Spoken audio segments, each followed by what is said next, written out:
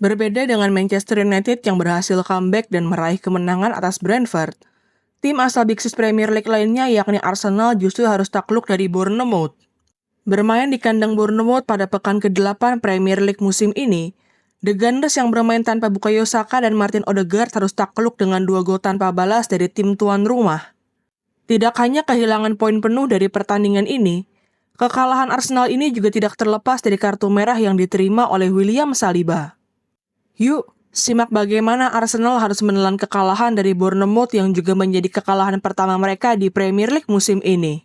Sebelum menonton video ini lebih lanjut, boleh like, komen, subscribe, dan share ke teman-teman kalian ya. Serta nyalakan juga loncengnya agar tak ketinggalan video terbaru dari Bench Football Indonesia.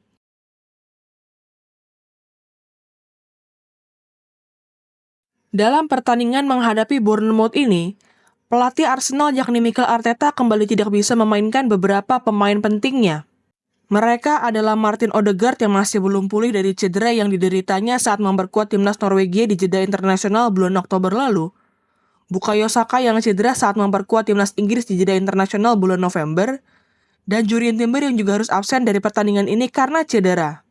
Dengan absennya ketiga pemain yang diandalkan oleh Mikel Arteta untuk mengisi starting line-up Arsenal, Arteta jelas harus menurunkan pemain-pemain lain untuk mengisi posisi yang ditinggalkan itu. Salah satu pemain yang diturunkan oleh Mikel Arteta sebagai starter dalam pertandingan ini adalah Mikel Merino. Sejak direkrut dari Real Sociedad di awal musim ini, pertandingan menghadapi Bournemouth ini adalah debut Mikel Merino dengan mengenakan seragam kebesaran Arsenal. Sebagaimana diketahui, Mikel Merino sempat mengalami cedera yang membuatnya harus absen membela Arsenal di awal musim 2024-2025 ini. Selain Merino, Mikel Arteta juga memutuskan untuk memberikan kepercayaan kepada Raheem Sterling untuk menggantikan posisi penyerang sayap kanan yang ditinggalkan oleh Bukayo Saka.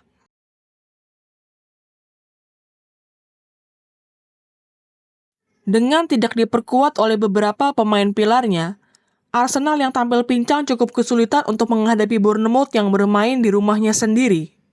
Kesulitan The Gunners untuk membongkar pertahanan Bournemouth dapat dilihat dari percobaan tembakan pertama Arsenal yang baru terjadi di menit ke-11.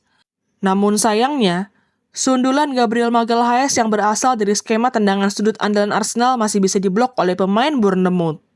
Sama halnya seperti Arsenal, Bournemouth juga cukup kesulitan untuk membongkar kokohnya pertahanan Arsenal yang dikawal oleh duet William Saliba dan Gabriel Magalhaes. Namun demikian, malapetaka bagi Arsenal dalam pertandingan ini sudah terjadi saat pertandingan baru berjalan 30 menit.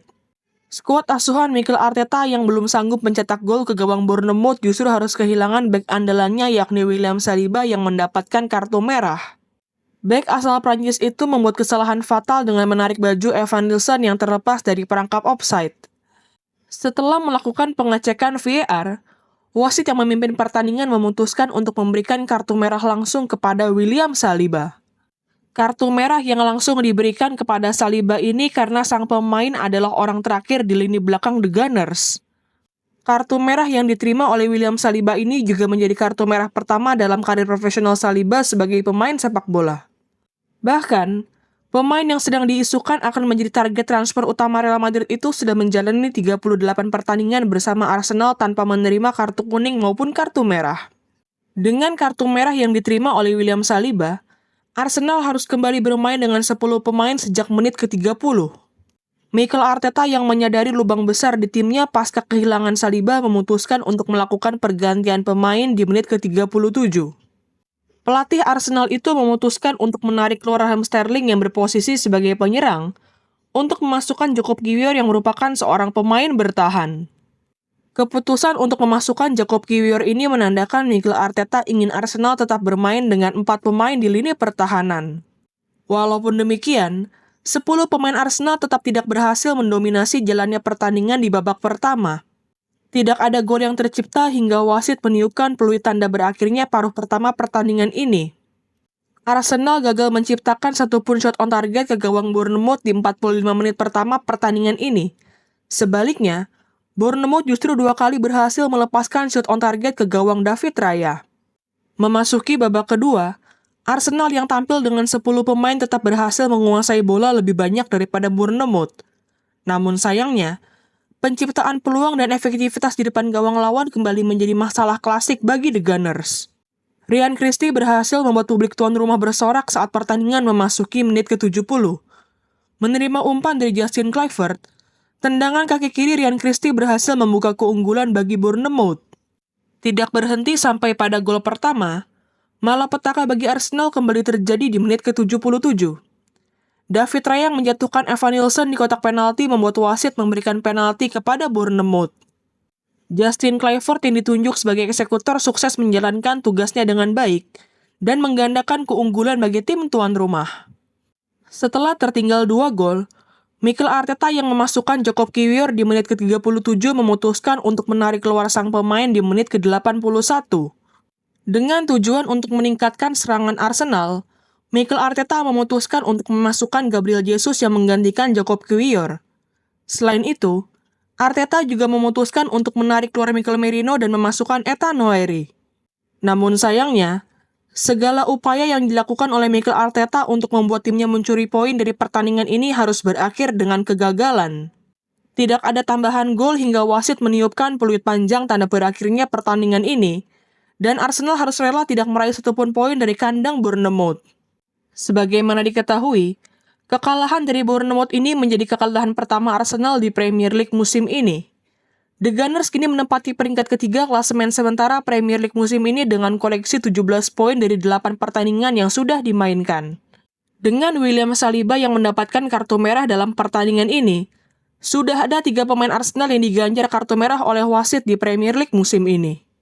Selain Saliba yang diusir dari pertandingan melawan Bournemouth ini, 2 pemain Arsenal lainnya yang diusir oleh wasit adalah Declan Rice saat Arsenal menahan imbang Brighton, dan Leandro Trossard saat The Gunners menahan imbang Manchester City.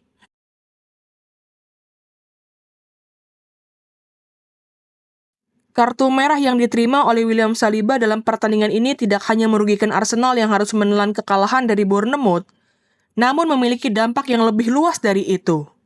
Dengan kartu merah ini, William Saliba dipastikan akan absen di pekan ke-9 Premier League musim ini, atau saat Arsenal menjamu Liverpool di Emirates Stadium. Kehilangan William Saliba jelas menjadi pukulan telak bagi skuad asuhan Mikel Arteta yang akan menjalani pertandingan berat menghadapi Liverpool nanti. Dengan ketatnya persaingan di papan atas Premier League musim ini, Arsenal sebenarnya bisa menyalip poin dengan Liverpool yang kini duduk di puncak klasemen. Namun dengan tidak diperkuat oleh William Saliba, harapan The Gunners untuk meraih 3 poin atas The Reds cukuplah sulit. Sebagaimana diketahui, William Saliba adalah salah satu pemain paling penting bagi Arsenal. Kemitraannya bersama dengan Gabriel Magalhaes berhasil membuat Arsenal menjadi tim dengan pertahanan terbaik di Premier League musim lalu.